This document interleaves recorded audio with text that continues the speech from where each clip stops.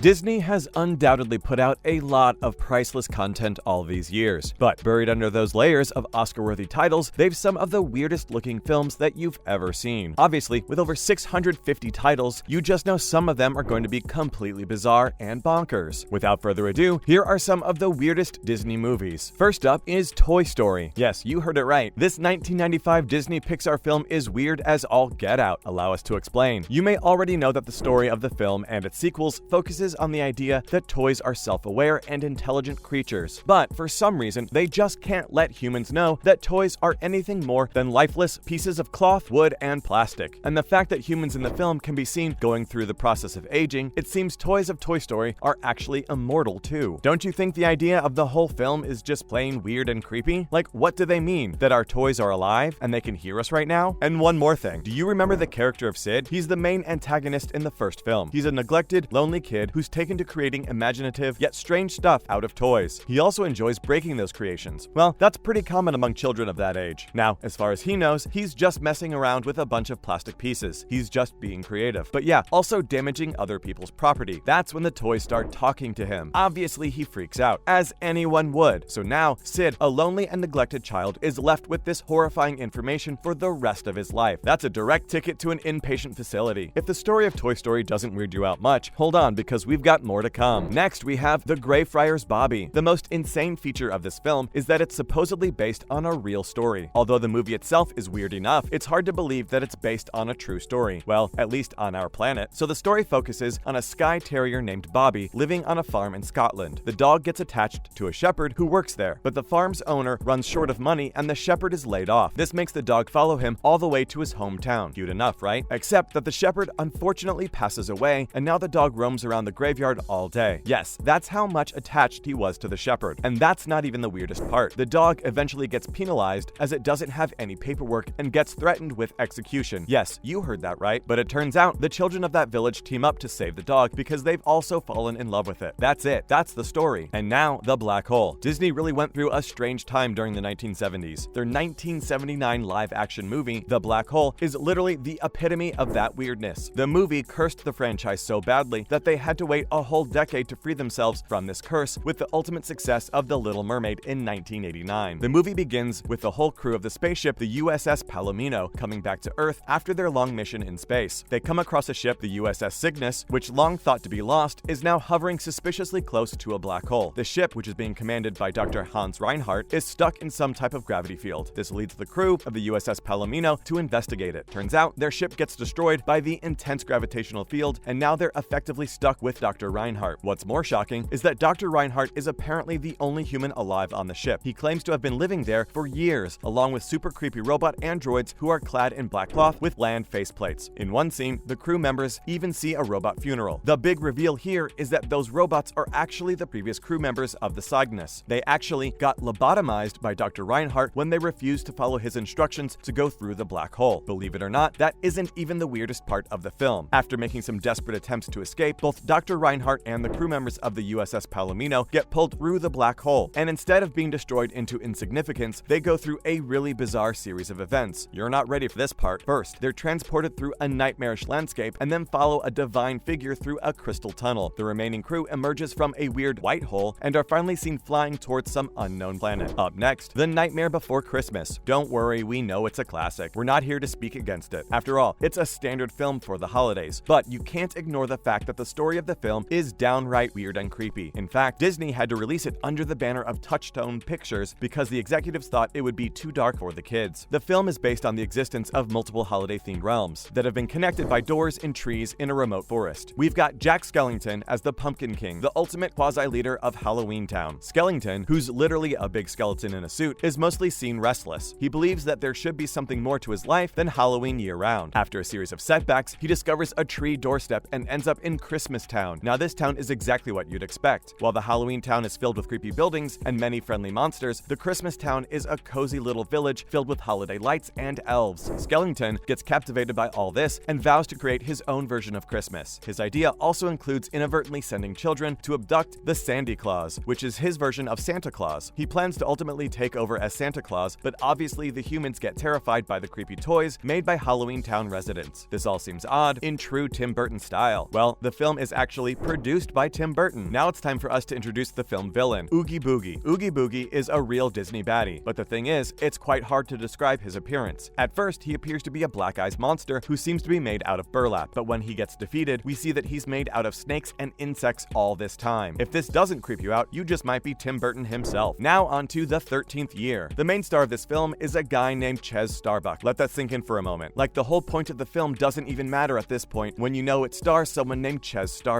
in the leading role. Except that it does. Following the amazing tradition of Disney's mermaid movies, The Little Mermaid and Splash, this is only just a cheaper copy. Well, it's a coming-of-age story revolving around a merboy who gets abandoned by his mother when he's 13 to let him be raised by humans. And when he reaches puberty, he begins to notice things like his ability to swim really well and his new gills. He also has some other completely unrelated powers that can only be attributed to Spider-Man or something, like him being able to climb walls and also his ability to control electricity. This is one of those movies that'll surprise you by being more weirder than you could have actually imagined. And finally, Beauty and the Beast. Yes, we're going for Beauty and the Beast, and don't act so surprised. Most of us know the story at this point, but if you've been living under a rock all these couple of centuries, the story goes something like this. We have our heroine, Belle, who's living in a small French town. She craves for something more than those traditional Disney princesses, although she isn't a princess at the start of the film. What happens is her father Maurice gets lost when he's traveling through the forest. He catches the sight of a mysterious castle and decides to take shelter there, but he ends up angering the castle's monster, who is called the Beast. When Belle finds out, she decides to go to that mysterious castle to make amends with the Beast and save her father, but the Beast holds her hostage, and turns out the Beast is actually a prince who was morphed into his current state by an enchantress. His crime? Being a young boy and seemingly living alone who refused to let an old woman enter his castle. Sounds fair, to be honest. Much has been made of the weird relationship between the Beast and Belle, and it's indeed weird. Yeah, sure, Belle, quote, falls in love, but it's quite a strange situation that won't necessarily lead to a stable relationship. Besides this, there's a lot of incidental creepiness. The Beast's castle and surrounding grounds are all eerie and dark, and what's even more weird is the animalistic nature of the Beast despite him being a human underneath. You won't believe an earlier draft of the film had him killing and eating a whole animal. Well, that's a wrap for this video. Which of these movies do you think is the weirdest? Let us know in the comments below, and we'll see you in the next one.